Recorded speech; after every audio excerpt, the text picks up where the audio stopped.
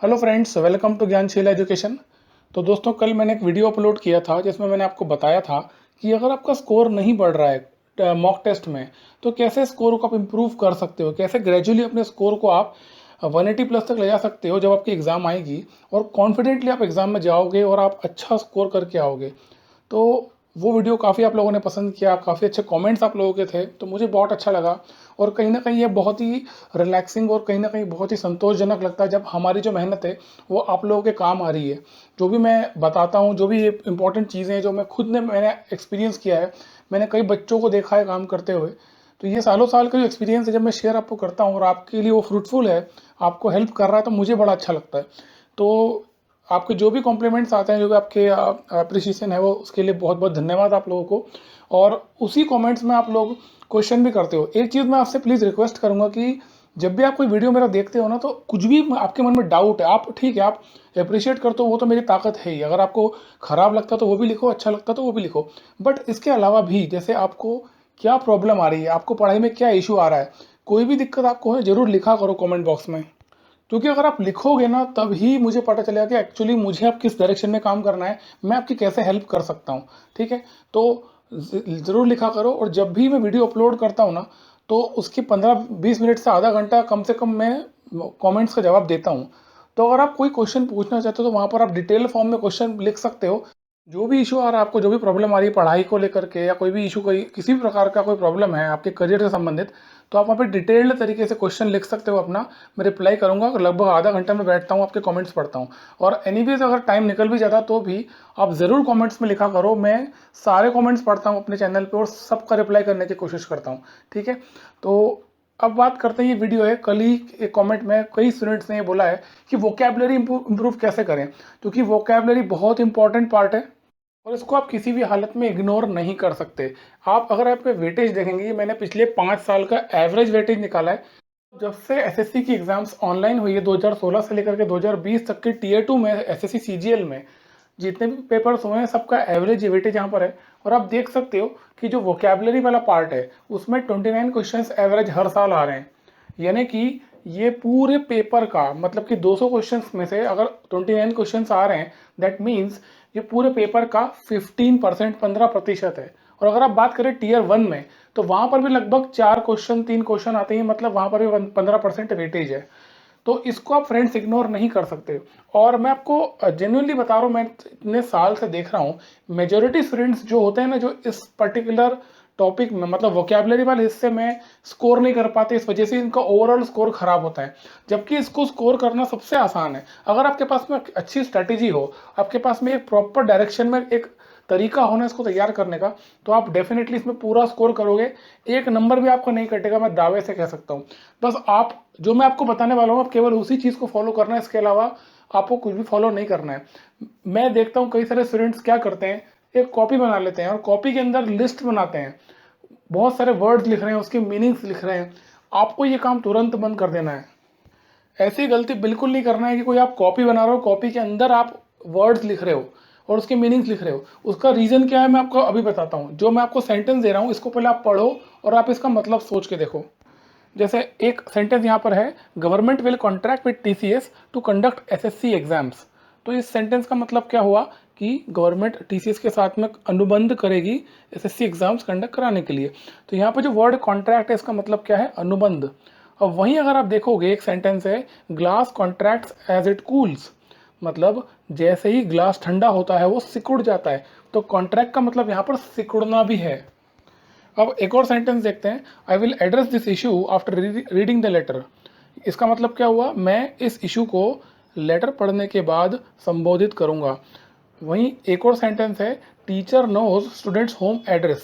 तो यहाँ पर दो वर्ड, दोनों जगह एड्रेस वर्ड यूज हुआ है, लेकिन एक जगह एड्रेस करने का मतलब संबोधित करना है, वहाँ दूसरी जगह एड्रेस का मतलब पता। अब एक और सेंटेंस है, water drops falling from the tap. Drops मतलब बूंद, ड्रॉप पानी की बूंद। लेकिन एक और सेंटेंस है, please drop me of near school. मतलब आप मुझे यहाँ पर छोड़ दो। तो ड्रॉप जो है वो दो तरीके से, दो मीनिंग निकल रहे हैं। अब मैंने फ्रेंड से बहुत सिंपल सिंपल सेंटेंस लिए हैं और बहुत सिंपल वर्ड्स लिए हैं, इसलिए कि आपको समझ में आ जाए कि कभी भी एक वर्ड के कई सारे मीनिंग्स हो सकते हैं और उस वर्ड को आप अलग अलग कंटेक्स्ट में यूज़ कर सकते हो। जैसे किसी वर्ड को आप एज एन एडजेक्टिव यूज़ कर रहे हो तो वहाँ पर एडजेक्टिव की तरह यूज़ हो जाएगा, अगर दूसरे किसी सेंटेंस में वो नाउन की तरह यूज़ हो सकता है, और किसी सेंटेंस में वो वर्ब की तरह यूज़ हो सकता है। तो इसका मतलब ये है कि कोई एक वर्ड का एक पर्टिकुलर मीनिंग नहीं होता, एक वर्ड के कई सारे मीनिंग्स होते हैं डिपेंडिंग अपॉन द कॉन्टेक्स्ट। समझ में आई बात? तो अब आप जो काम कर रहे हो ना कि लिस्ट बना रहे हो और मीनिंग्स लिख रहे हो, ये आप सबसे बड़ा ब्लंडर कर रहे हो, ये अपने पैर पे आप कुल्हाड़ी मार रहे हो। ऐसा काम बिल्कुल नहीं करना है। वोकैबुलरी तैयार कैसे करना है उसका तरीका मैं आपको बताता हूँ। सबसे पहला काम तो आपको ये करना है कि आपको टारगेट सेट करना है कि आपको मिनिमम 50 वर्ड्स आपको एनकाउंटर करना है, मतलब 50 वर्ड ढूंढना है ऐसे जिनके मीनिंग्स आपको नहीं पता। और वो आप कहाँ ढूंढोगे? आप ये ढूंढोगे रीडिंग करते समय। मतलब कुछ भी आप पढ़ रहे हो, जैसे कि न्यूज़पेपर हो गया या मैगजीन हो गई या कुछ भी आप ऐसा मटेरियल पढ़ रहे हो जहाँ पर आपको लगता है कि आपको अच्छे वर्ड्स मिल सकते हैं, उसकी आपको रीडिंग लगाना है। और जब रीडिंग आप लगाओगे तो डेफिनेटली कई सारे वर्ड्स आपको मिलेंगे, उन वर्ड्स के मीनिंग आपको नहीं पता होंगे, तो आपको तुरंत डिक्शनरी में जाना है या फिर गूगल ट्रांसलेट में जाना है, और गूगल ट्रांसलेट में जा करके आप सर्च करना कि इस वर्ड का मीनिंग क्या है। तो जब आप उसका मीनिंग देखोगे ना तो गूगल ट्रांसलेट आपको 3-4 मीनिंग उसके बताएगा अलग अलग, और वो आपको एग्जाम्पल भी दे देगा कि किसी वर्ड को एज अ वर्ब कहाँ यूज़ किया जाता है, उसी वर्ड को आप नाउन की तरह कैसे यूज़ कर सकते हो। तो जब आप रीडिंग करते हो तो रीडिंग करते वक्त कोई वर्ड आ रहा है तो वहाँ पर वो किस कंटेक्स्ट में यूज़ हुआ है और उसका एक्चुअल मीनिंग उस पर्टिकुलर सेंटेंस में क्या है, ये हमें जानना बहुत ज़रूरी है। तो जब आप रीडिंग लगा रहे हो तो आपको एक टारगेट सेट करना है कि आप रीडिंग का टाइम आपका जो भी आप चाहो, आप सुबह करो या शाम को करो, लेकिन जब रीडिंग आप लगाओगे तो मिनिमम ऐसे 50 वर्ड्स आपको डेली बेसिस पे ढूंढना ही ढूंढना है जिनके मीनिंग आपको नहीं पता है। तो आपको करना क्या है, अब ये समझ लो। सबसे पहले तो आपको जो चीज़ पढ़ना है आप वो निकाल लो अपने सामने टेबल पे। अगर न्यूज़पेपर पढ़ना है न्यूज़पेपर निकाल लो, कोई मैगजीन हो तो वो निकाल लो, टेबल पे रख दिया। अब इसके अलावा आपके पास में दो चीज़ें और होना चाहिए। पहली चीज़ तो गूगल ट्रांसलेट, ताकि आप कोई वर्ड ऐसा आ जाए तो उसका मीनिंग आपको पता चल जाए। और दूसरी चीज़ है एक प्लेन पेपर। इस पेपर पे आपको वो सारे वर्ड्स के मीनिंग्स लिखना है जो मीनिंग्स आप गूगल ट्रांसलेट करोगे, और वो वर्ड जो आप देख रहे हो अपने रीडिंग के दौरान। और आपको रीडिंग तब तक करना है जब तक कि आप टोटल एक दिन में 50 वर्ड ऐसे ना निकाल लो। अब सबसे पहले तो मैं आपको गुणा भाग समझा देता हूँ। 50 वर्ड आप डेली ऐसे कागज पे लिख रहे हो और उसके मीनिंग आप लिख रहे हो, और वो भी आप बहुत रेलेवेंट और प्रैक्टिकल तरीके से काम कर रहे हो। मतलब कि जो मीनिंग आप वर्ड के निकाल रहे हो ना गूगल ट्रांसलेट पे, वो वर्ड आपको ये पता है कि किस कंटेक्स्ट में यूज हो रहा है, मतलब उस पर्टिकुलर वर्ड का यूजेज भी आपको समझ में आ गया है ना। तो 50 वर्ड्स अ डे मतलब एक महीने में कितने हो गए? 1500 वर्ड्स। और ये काम अगर आप 4 महीने भी करते हो ना, मतलब 120 डेज भी आप करोगे ना, तो 6000 वर्ड्स आपके पास में होंगे। अब आपका ये कहना होगा कि हम डेली ऐसा करेंगे और पेपर को संभालना पड़ेगा और उसको याद रखना पड़ेगा, तो उसके लिए क्या करें? सबसे पहले आपको ये समझ में आ गया होगा कि आपको डेली 50 वर्ड्स निकालना है और एक पेपर पे लिखना है। अब आपको करना क्या है, इसको आप मेमोराइज कैसे करो? आपको उस पेपर को है ना संभाल के नहीं रखना है।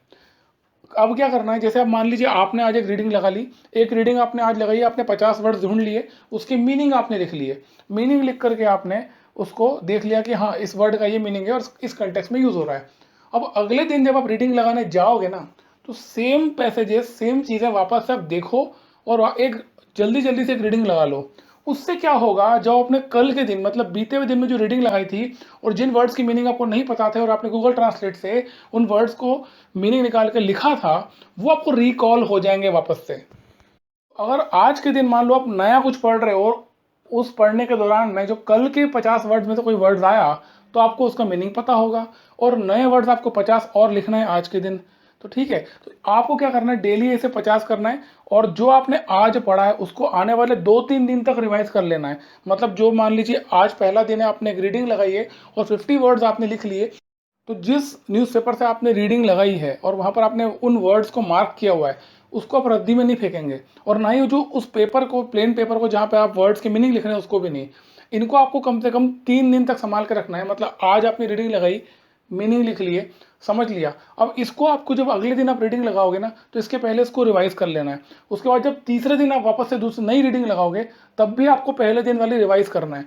2-3 रिवीजन जब आप एक चीज़ की कर लोगे ना, तो ये जो 50 वर्ड्स हैं आपके हर दिन परमानेंट होते चले जाएंगे और आपको कोई प्रॉब्लम नहीं आएगी। मेरा विश्वास करो, आप कभी भी ये वर्ड्स नहीं भूलोगे। फ्रेंड्स, ये बेहतरीन तरीका है, सबसे शानदार तरीका है वोकैबुलरी को इम्प्रूव करने का इससे बढ़िया तरीका नहीं है, क्योंकि आप जब वोकैबुलरी पढ़ रहे हो ना, आप किसी वर्ड का मीनिंग निकाल रहे हो, तो आपको ये एग्जैक्टली पता है कि उस वर्ड का यूज़ कैसे हुआ, उसका वर्ड का यूज़ कहाँ हुआ।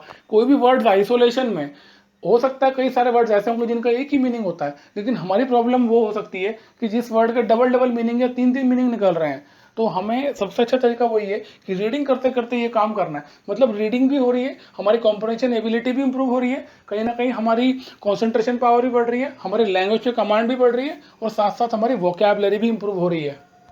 और ये काम आप केवल 7 दिन करके देख लो, मतलब 50 वर्ड्स पर डे, 350-400 वर्ड्स आप तैयार कर लो, और आप देखो कि आपको 400 वर्ड्स के मीनिंग याद हो चुके हैं। और सबसे बड़ी बात, आपको कॉन्फिडेंस डेवलप होगा। जब आप मॉक टेस्ट लगाओगे तो आपको काफ़ी हेल्प मिलेगी इस प्रैक्टिस की। और जैसा कि मैंने आपको बताया कि आपको वोकैबुलरी अलग से नहीं पढ़ना पड़ रहा है, आपको ऐसा नहीं करना पड़ रहा है कि आप अलग से लेके बैठे हो, उसको रट्टा लगा रहे हो, नहीं, आप रीडिंग करते करते ये काम कर रहे हो, तो वो ज़्यादा हेल्पफुल है, बिकॉज आप एक साथ दो दो काम कर रहे हो। और रीडिंग के फ्रेंड्स आपको पता है कितने बेनिफिट हैं। रीडिंग का सबसे बड़ा बेनिफिट तो ये कि आपकी कॉम्प्रहेंशन एबिलिटी इंप्रूव होती है, क्योंकि जब आप रीडिंग करते हो ना, तो बेसिकली रीडिंग के दौरान होता क्या है, जो चीज़ आप पढ़ रहे हो किसी न किसी ने लिखी हुई है, दैट मीन्स कोई चीज़ कोई लिख करके आपको बताना चाह रहा है, कोई आपसे बात कर रहा है, तो एक आपका कॉन्सेंट्रेशन पावर बढ़ता है, कॉम्प्रहेंशन एबिलिटी बढ़ती है। और दूसरी इंपॉर्टेंट जो उसका बेनिफिट है वो ये है कि जब रीडिंग आप लगाते हो तो उस पर्टिकुलर लैंग्वेज पे आपकी कमांड हो, आपका होल्ड बनता है। आप जितना ज़्यादा पढ़ोगे ना, उतनी ज़्यादा फेमिलियर हो जाते हो इंग्लिश से। तो जो हिंदी मीडियम वाले स्टूडेंट्स हैं ना, जिनका बैकग्राउंड इंग्लिश का नहीं है, और जिनके अंदर फियर रहता है हिंदी को लेकर, इंग्लिश को लेकर के, उनका वो फियर इंग्लिश वाला खत्म हो जाता है। फिर वो डर नहीं रहता है कि यार इंग्लिश से प्रॉब्लम है या इंग्लिश समझ में नहीं आ रही है। ठीक है, तो ये सबसे बढ़िया तरीका है, आपको मल्टीपल टास्किंग हो रही है, एक एक तीर से दो निशाने लग रहे हैं, आपका रीडिंग का काम भी हो रहा है, कॉम्प्रहेंशन भी इंप्रूव हो रहा है, साथ साथ में लैंग्वेज की ग्रामर की अंडरस्टैंडिंग भी बन रही है, और उसके साथ में आपकी वोकैबुलरी भी इंप्रूव हो रही है। ठीक है, ये तरीका फुल प्रूफ तरीका मैं आपको बता रहा हूँ, इसको बस अप्लाई करो। आप 4 महीने में 6000 वर्ड्स की डिक्शनरी अपने दिमाग में लेके घूम रहे होगे, और 6000 वर्ड्स कम नहीं होते हैं, this is more than enough.